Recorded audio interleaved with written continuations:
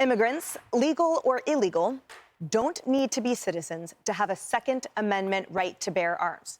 Now, that's according to a U.S. district judge in Illinois that was appointed by Obama. She determined that while a federal ban on illegal border crossers owning guns is, quote, facially constitutional, it does not support, quote, that they cannot be trusted to use a weapon responsibly and should be deprived of their Second Amendment right to bear arms in self-defense.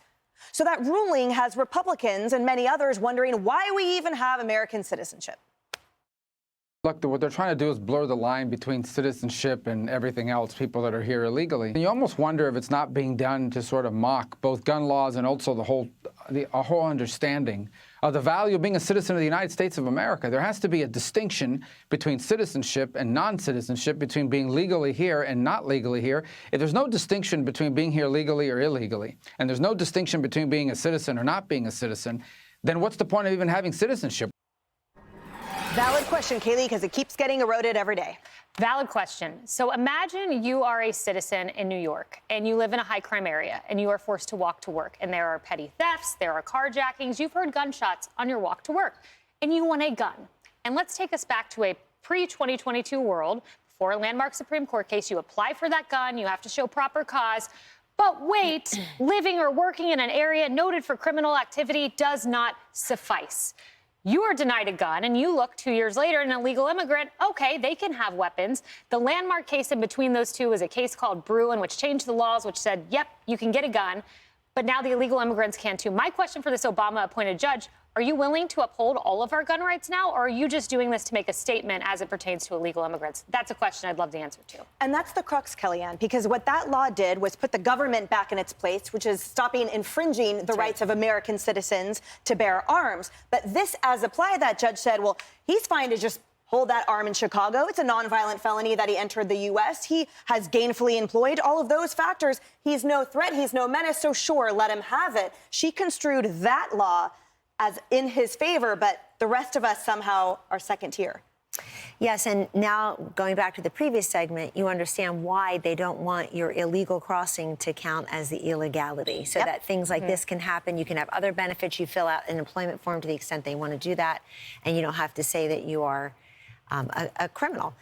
So if you were in Chicago right now, Emily, I'm going to guess that the only right to bear arms would be those beautiful biceps in that muscle. But if you're an illegal immigrant, you have a different right to bear arms. And people are going to see that for what it is. People feel like the sky is green and the grass is blue in our federal government right now. And with these crazy judges, I know when we did the Trump campaign in 2016, when he put out his list of 21 possible Supreme Court justices, and he talked about the kind of people and named them he would put on the bench, it really helped a lot of fence-sitting evangelicals and others. You see the importance of the judiciary now. They have so much right and responsibility of our personal liberties and our pocketbook issues.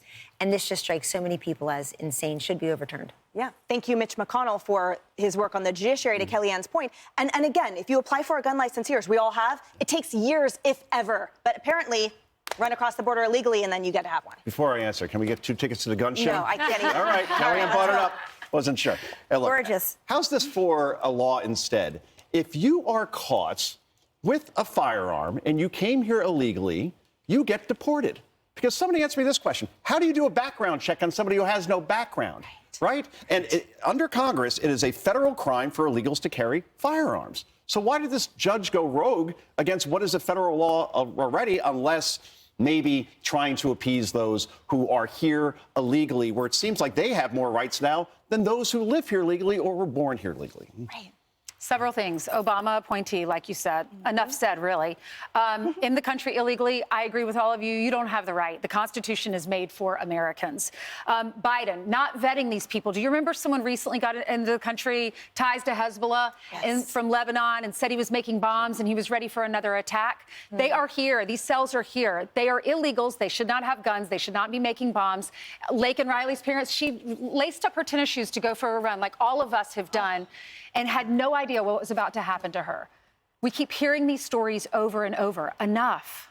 Hey everyone, I'm Emily Campagno. Catch me and my co-hosts Harris Faulkner and Kaylee McEnany on Outnumbered every weekday at 12 p.m. Eastern, or set your DVR.